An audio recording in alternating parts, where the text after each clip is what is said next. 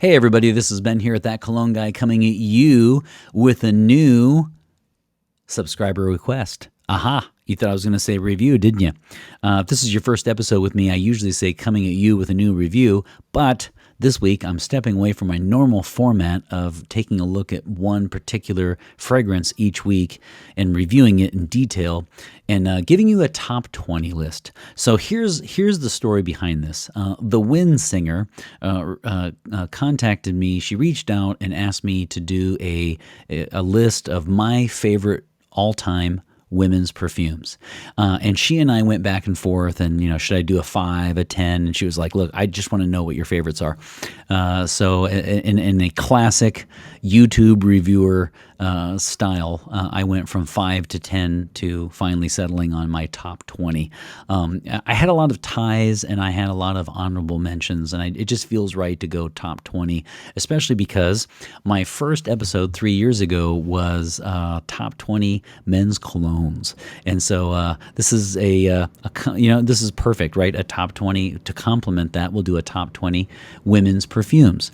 So in this episode, we are going to take a look at really my favorite kind of 15. I did 1 through 15, and then 16 through 20. What I decided to do for you guys was I looked at a few fragrances that I do like. I don't know that they would have made it onto my list, but they were fragrances that always show up on top 10 lists of fragrances that men say they want the ladies in their lives to wear. And so I included those from 16 through 20 just as a throw-in because I kind of felt like I know this is my list, right? I know this is my all-time list, but I kind of wanted to represent the dudes here a little bit. And so I threw in those as well. So that way it makes it a top 20. It's really nice. And then you'll see me for each one. I'm going to be looking down and to my left, and just because I have my notes here, and I know a lot of the YouTubers, they'll have the screen off and they're reading, and it looks better because it looks like they're making eye contact, but they're just reading a script. I don't like to do that. I like to converse with you, and I like to have an informal chat, and I just find it more exciting, quite frankly, to do it this way.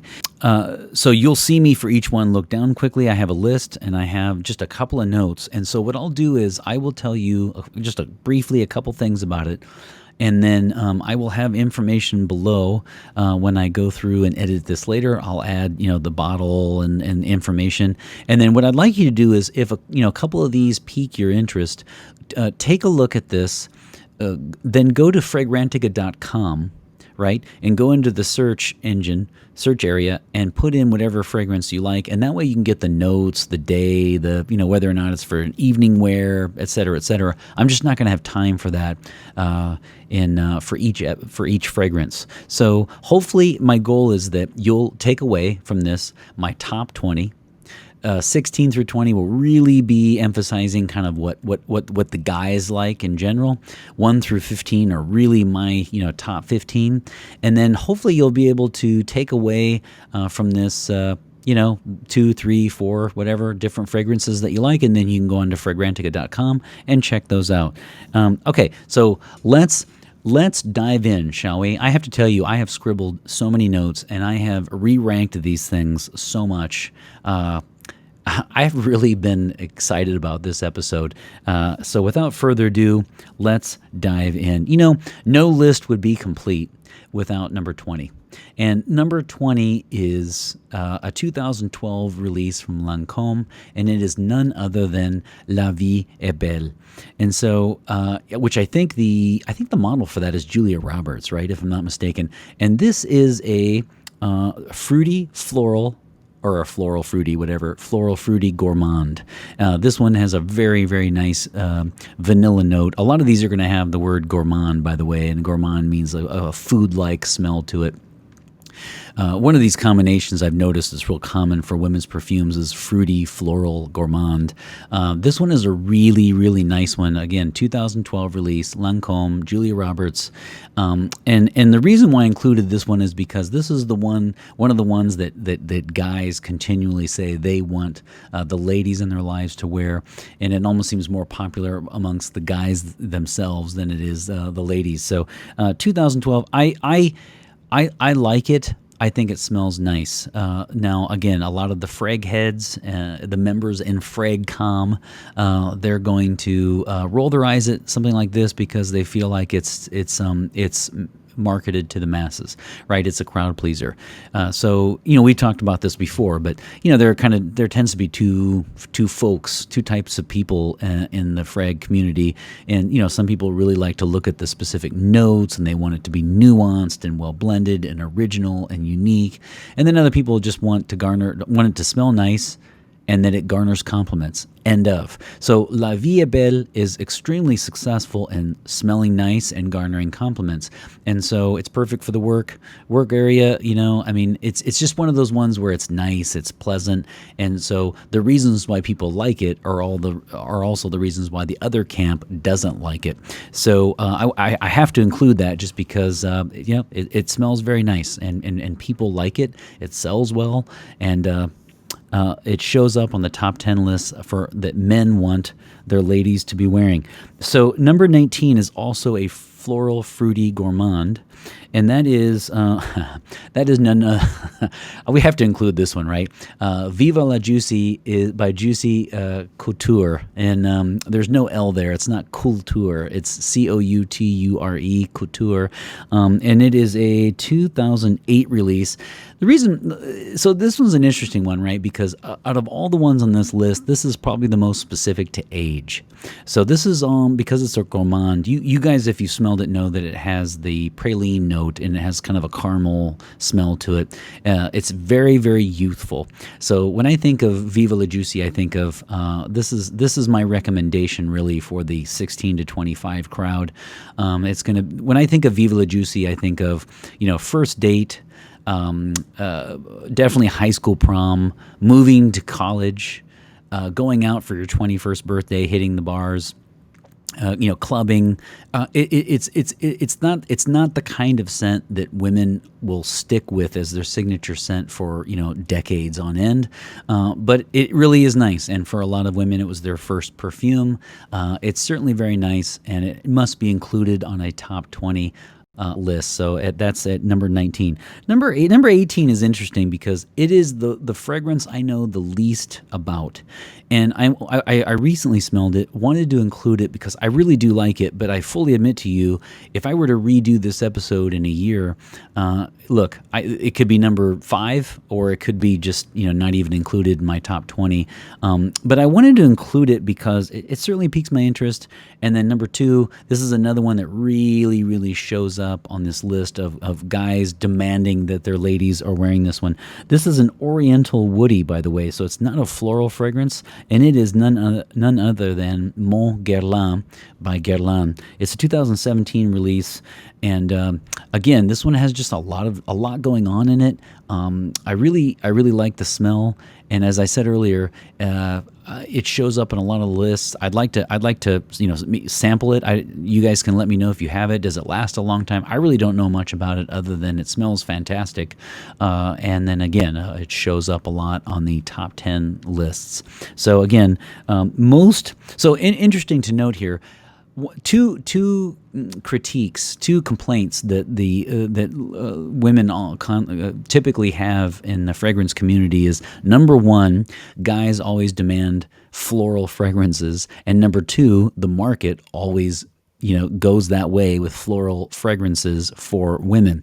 So one thing that happens is a lot of times you'll see in the guys' cologne section, you'll see a lot of women talking about that they wear guys' colognes, and you have to think of it. The women's market is more restricted because it's so heavily based on florals, and so this is an Oriental Woody. And so I threw in a couple on this list, a few actually, that are not so floral based, and this would be one of them. Okay, number 17 is another interesting one, and it is Cashmere Mist by Donna. Is it Karan or Karan? It's Karan, Karan, I will say, and it's a 1994 release. And this is interesting for a few reasons. It is a floral, woody musk. And I included this one on the list because it has a very strong smell to it. And you guys, you'll see here when I put the bottle up, the bottle is very recognizable and it's a pretty bottle. So if you like the perfume, this would be a bottle that you would definitely want to have out in your bathroom, and if you keep a couple bottles out, and it's a very pretty bottle.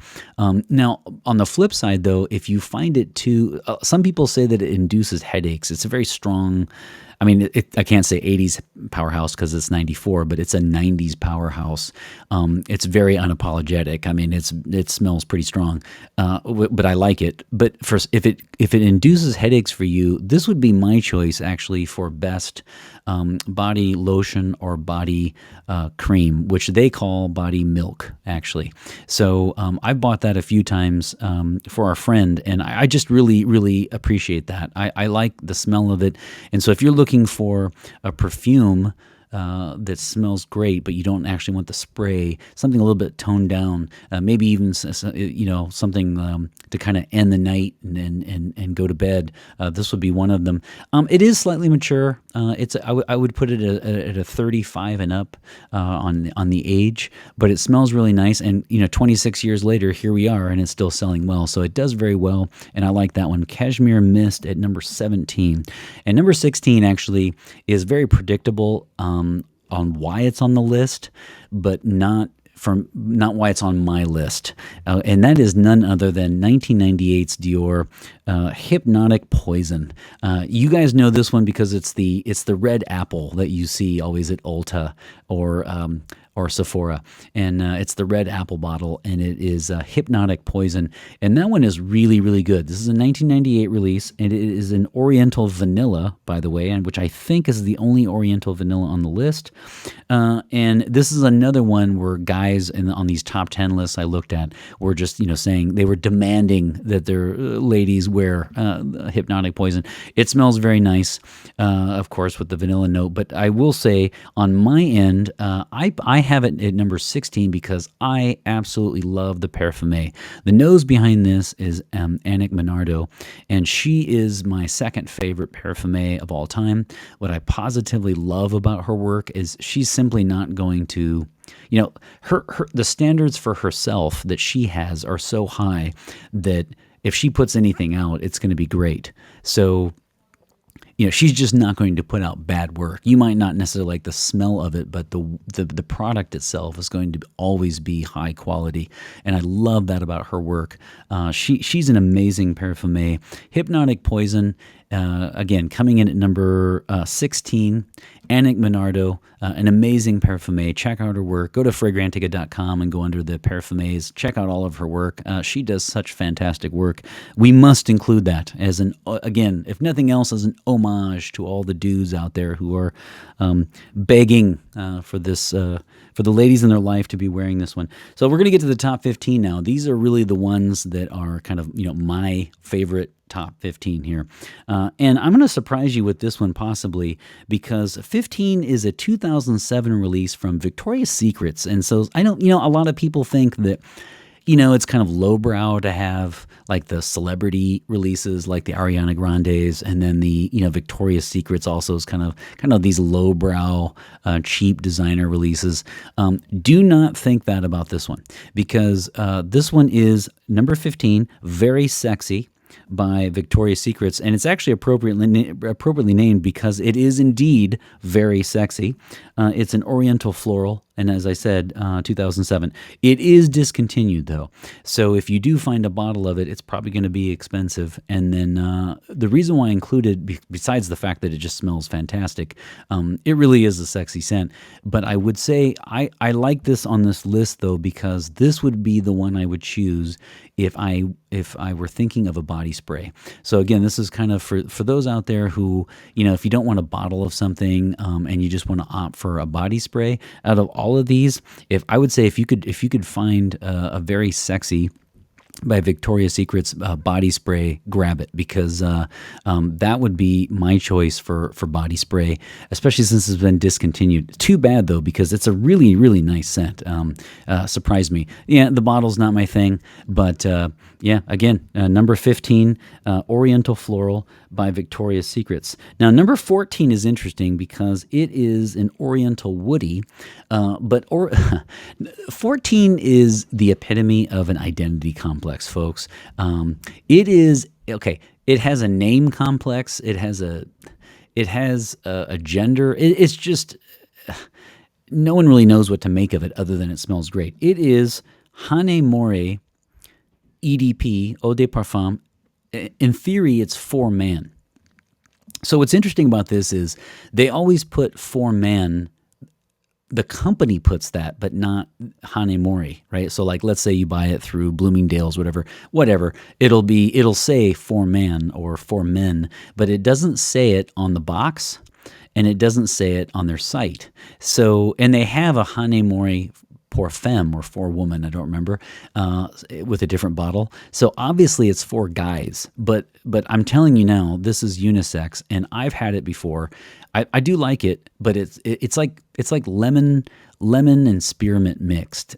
It's just really, really nice, and it smells better, in my opinion, on women. I really like this one. It's the only one out of the 20 that is technically marketed towards men, supposedly. But this one is, number one, it's unisex, but number two is it smells better on women. I really, really like this one. It really flies under the radar, and again, I wanted to offer you at least one out of the 20 that wasn't so floral, and actually this is the only one, again, that's not technically marketed towards women. So it says HM in the description for their websites, but then the bottle says Hanae Mori. It doesn't say HM. And then they released another one called HIM to really show the world they made a men's fragrance. I don't think they know what to do. It's a 1997 release, and again, it's an Oriental Woody, I prefer the EDP over the EDT. So if you can get the Eau de Parfum, has lines in the box, grab that instead. They're both great, but I definitely appreciate this one. I like it, but I like it more on women. Number 13 is interesting because this is another one. Many of these in the top 15 for me were fragrances that I actually just asked someone what they were wearing because I was moved to do so because it smelled so good. I asked a server at a restaurant. She was wearing this one, and it is number 13, and it is a floral woody musk. And it is Michael by Michael Kors, and this is a 2000 release. And you know what I think about, if we're going to say Viva La Juicy is kind of like, your first perfume, here's what I would say about Michael by Michael Kors is that when I think of like a signature scent, or if you are the kind of woman who's like, look, I don't care about day, night, season, I want to smell good, and I don't care about, you're always talking, do I wear it to work, or do I wear it to the clubs, or do I wear it to happy hour? I don't care. I just want something that smells nice. This is for the simpleton, right? This is for somebody who really wants just one bottle in their well, it wouldn't be a collection, on their dresser. This is one of the ones you should consider because it's really nice. It's a 2000 release, again, by Michael Kors. That's Michael by Michael Kors. And it is a floral woody musk. Really, really like the confidence in this one. It's subtle yet confident yet feminine, and I have a hard time keeping it out of my top 10. To be honest, if I redid this list in a year, I wouldn't be surprised if it moved up into the top 10. So number 12 actually I have right here because I'm gonna sample. I ordered some cologne recently, and they threw in this one, and I'm going to review it eventually, probably in the next couple months, and is my number 12, and this is another one that if I redid this episode in a year, I could totally see it moving up, because it's really, really nice, and it is Fleur, so Fleur, like flower in French, Fleur Musc by Narciso Rodriguez, and it is I think it is a floral woody musk again. Yes, it is. It's a floral woody musk, and it is an EDP, And this is a musk rose. I know it says floral, but it's really a musk rose combination. I have to tell you, I sprayed this one spray of this little tiny thing a couple days ago down here. And then I went and did some stuff upstairs. I came back down an hour later, and the whole room still smelled of this. This is fantastic. I can't quite put a finger on age group. I just think this is excellent. So this comes in at number 12 for me. It is relatively new. I'm going to review it, and wow, this is really, really nice. I certainly appreciate the longevity and the projection, and I really like the smell. Now it is, with the rose, if you're tired of florals, you won't like this one. That'd be the only time, though, I think someone wouldn't like this one. Very, very well done. I'm highly impressed. Don't be surprised if you see that one climbing up the charts should I do this episode again next year. Okay, so number 11, I have to tell you, I know I would impress you more perhaps if I were to say Chanel number 5, but the truth is I really like Coco Mademoiselle, which is a 2001 release. This is just, when you think of women's perfume, a lot of people would gravitate towards this scent, for better or for worse, right? But I happen to really like it. I've asked a couple times a woman what she's wearing, and it was this one, to the point that I can now recognize it, and I really appreciate this one. It's a 2001 release, of course. Again, obviously Chanel, Coco Mademoiselle. It's an oriental floral. Really, really nice, well done. And kind of a blend of like old school versus new. Maybe not the most original scent in the world, but I just appreciate the smell. So knocking at the door at my top 10. That's a 2001 release. Okay, so number 10, kind of a sentimental favorite, actually. I mean, it's not it's not going to win awards as far as best blended, but you guys have asked for my all-time best of. So no top 10 for me would be complete without this floral, and it's beautiful. And just like Very Sexy by Victoria's Secret's, beautiful is indeed beautiful. It does live up to its name. Because it's Estee Lauder, I thought, well, should I leave it off the list? You guys have asked me to say what I truly like. I really like this one. It's a 1985 release. In fact, I'd almost be interested. I would probably even make it higher, but I heard the reformulation is really bad in terms of weakness, So I can't speak to that. But the fact that it's still going since, the 80s powerhouse, even if it's not the 80s powerhouse that it once was, it's still got to smell good. I really enjoy the smell. I really like it. I think it smells nice. I know it's synthetic. I know it's not niche and expensive and blah, blah, blah. But, it really does work for me. Be careful on the reformulations too, because, when I've got Halston Z14, which is one from the 70s, and, people always talk about it's nothing of what it used to be and it's weak and stuff. It used to clear out a room, folks. So if an 80s powerhouse is a little weak now, that might not be a bad thing, because some of those fragrances really, really cleared out a room. So it might be more subtle, and you might like it even more. So be careful with that. I did hear, though, a lot of people say the reformulation is not to their liking because it is weaker. So keep an eye out for that. If you had a bottle, though, you probably really, really enjoyed it. Has anyone ever bought Beautiful and then had buyer's remorse? I mean, no. It's just a great, great perfume. Okay, that's a top 10. That's number 10, and that's a floral. So number 9 is another one. This is my mom's favorite. So this is another sentimental favorite. But it's not on here just because of that, though. It really is nice. And this is number 9. It is a floral, woody musk, and it is by Marc Jacobs, and it is none other than the original Daisy. So that's a 2007 release, and this is another one that I would recommend, like Cashmere Mist, if you like the bottle. If you're big into showing your bottle in the bathroom to all the guests that you have over, then this would be another one, because it's a very, very nice bottle. I don't necessarily like the flankers. I like the original, and Daisy is another one that you're going to see people really like it. you're going to see but you're not going to see too many people actually dislike this fragrance. I mean, it really is a nice fragrance. It's pleasant. I bought it for a few people actually, and I just really appreciate this one, and I think it's eventually going to be a classic. It has great longevity.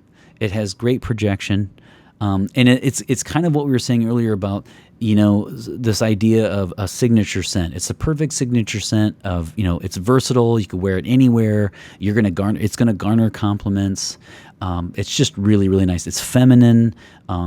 It's for day, it's for night, seasons. I mean, it's for everything. So Daisy has to be in my top 10. And for another reason too, just like the Annick Monardo reference with the hypnotic poison, Daisy is by my favorite parfumé, which is Alberto Morillas, who did Acqua di Joe. So, which is the greatest fragrance ever made. And so Alberto Morillas is my favorite parfumé. He should be yours too. He is the grandmaster.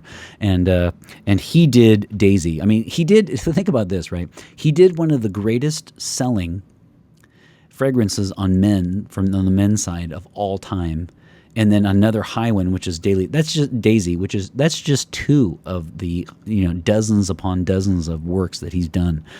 He is incredible, and say what you want again about the synthetic nature, but for people who like fragrance that just quote unquote smells great and gets compliments, I mean, he is your man. So Daisy is by Alberto Morillas. Love the smell, but also I did consider the fact that he himself made it. Okay, so we are in number 8 now, and I mean, can you do a list without J'adore? I don't know that you can. This is number 8 is a floral fruity. It's a 1999 release, which I actually thought it was a little bit earlier than that even, but it's 1999, and it's J'adore, and that's another one bottle where you've seen where it's wide and then gets narrow and it's got the rings on it. You've seen the bottle before, so it's by Christian Dior, and this one has a very this to me is from my untrained nose, this is kind of for like a floral for people who don't like florals. Like it certainly has a floral element, but I appreciate the fruity element too, and it creates this kind of this very, very alluring, sexy but sophisticated mix. So I really appreciate that about J'adore. It's a wonderful perfume, and definitely holds strong at number 8 for me. That's another one. I mean, I don't know how anyone could dislike J'adore. It's just so sophisticated, well done. I mean, can you do an age group? You can't. I mean, any woman could pull this off anywhere, anytime. It's just fantastique. So that is number 8. Now we're going to get into number 7, which is an Oriental floral. And this one is interesting because this one is the Dolce Gabbana Pour Femme EDP. So it's actually called Dolce Gabbana Intense. It's the red bottle, okay? And well, I will have that up here, but I want to make sure it's not the pink one. So it's Dolce Gabbana Pour Femme Intense. And that is a 2013 release. And you know what I like about this one? Each one kind of has its own offering, doesn't it? This one flies under the radar. So if you are looking for a really, really nice, feminine, but professional, sophisticated, but also alluring fragrance that not everybody has, check this one out because it's a little bit hard to find. And for that reason, you might like it because if you are the type that's look, I don't want to smell like everyone around me. Consider this one because it smells really, really nice. Dolce and Gabbana. I always say it in Spanish, right? Dolce and Gabbana Intense, 2013. And again, that is an Oriental floral. Okay, number 6. Number 6 has to be Dolce and Gabbana, Light Blue Intense.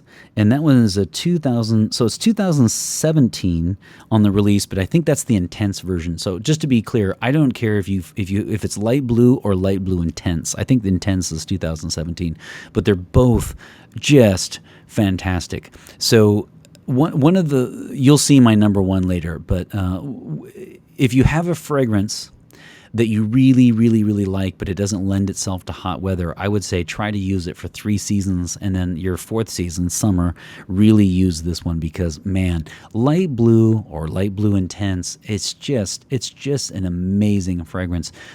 You could get the body wash, you could get the perfumes, and it's another one too of, obviously it's more for hot weather though, but I mean, it goes beyond talking about like day and night and work and clubs.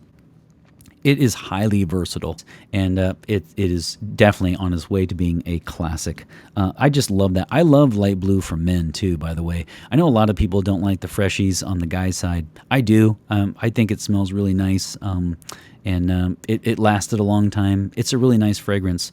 And light blue or light blue intense, and I'll probably put the intense bottle, which is 2017, a floral fruity at number 6. Now, here's number 5. I have to tell you, this is an oriental floral, and there are 2 release dates for this. So this is Spellbound, right? And the reason why I'm smiling is because it's my sentimental favorite, okay? It's the first perfume I ever bought for my girlfriend at the time. It came out in 1991. It is just, I know it's a 91 release, but it's an 80s powerhouse, okay? It's just unapologetic, in-your-face, feminine. I mean, it is just... wow. I love Spellbound. It is my absolute favorite, but I can't put it at number 1 because it was discontinued. And also, by the way, it is by, I think it's by Estee Lauder. It might be Elizabeth Art. I think it's Estee Lauder, but I'll put it down there. It's a 1991 release, and it was discontinued, and then they brought it back in this rectangle bottle now in 2014. So you'll see that it has 2 releases, 91 and 2014.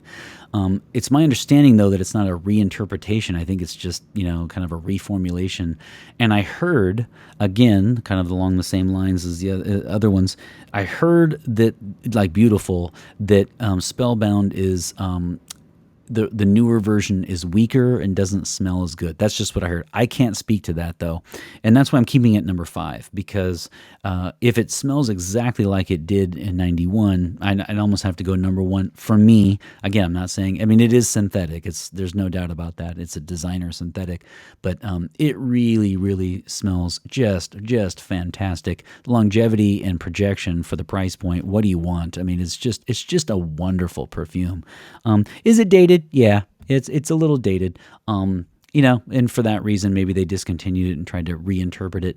I can't speak to the 2014 one. I'd love to, actually, because, in fact, I'll probably have to sample that at some point. I really need to, because the 91 version will always be my sentimental favorite, and it's just very feminine, alluring, fantastic projection and longevity, and a sentimental favorite.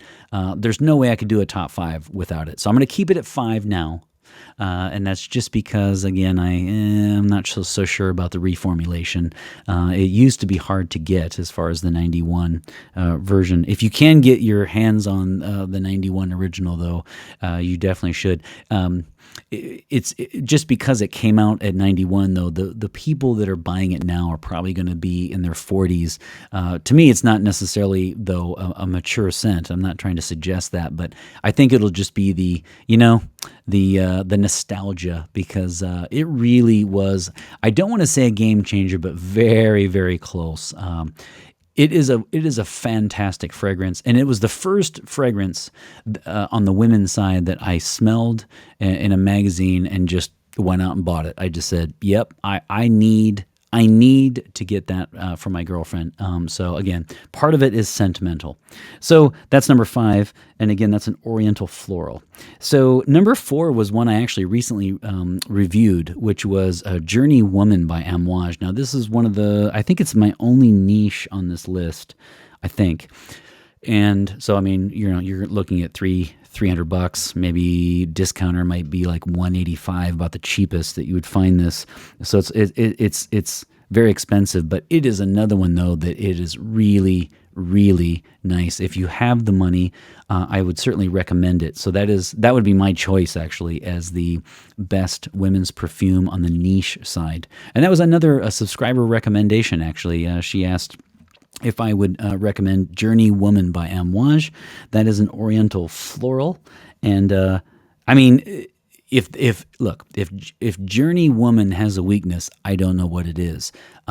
It doesn't have any weaknesses. It might not be the absolute best, but it is just so robust and confident. And the only thing you might be turned off on, I'm not a huge fan normally of honey for women's perfumes.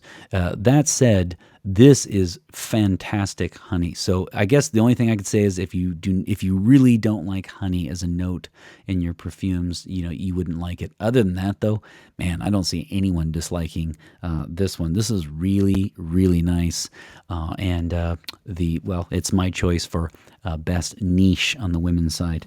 Okay, number 3 is another one. Actually, number 2 and 3 are both Chypre florals. And so what's interesting is, so the word, it looks like Chypre, but it's Chypre or Chypre in English. So it's Chypre.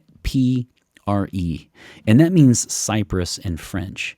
And the reason why that's important is because these are going to be woody, mossy fragrances. Usually it's oak moss. It doesn't have to be, though. But they're usually woody and mossy. So it's a specific category called Chypres, and it's Chypre. And they're both Chypre florals. So number 3 is one that I think a lot of some people actually did not like this one, but man, I don't see how. It's Bottega Veneta, and I think that's actually the company too, right? I'll have it below, and it's a 2011. And this one is leather and oak moss. And by the way, some more leather and oak moss. I find this very, very, very sexy. There's a lot of dislikes though for this one on Fragrantica.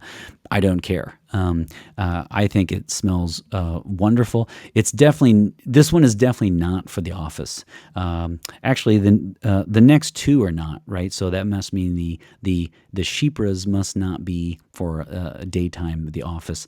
This would be definitely nighttime, date. Going out. It's definitely feminine, alluring, and sexy, and definitely going to get compliments on this one. And I think it's wonderful. And it's another one though that it's relatively popular, but it's not huge. So if you wanted something that was really alluring and sexy, but also just didn't smell like everyone else, this would be another good choice, I think. And it's Bottega Veneta, 2011. Number 2 is also, like I said, the Chypre Floral, and that is a 2003 release by Chanel, and that is none other than Chanel Chance. Chanel Chance is what I would say is, to me personally, it's sexiness in a bottle. It's really, but because it is a Chypre, I would shy away from it. It's definitely not an office scent. You are going to garner compliments. It is very alluring. It's very feminine, and it's another one that maybe some people, it doesn't work for them.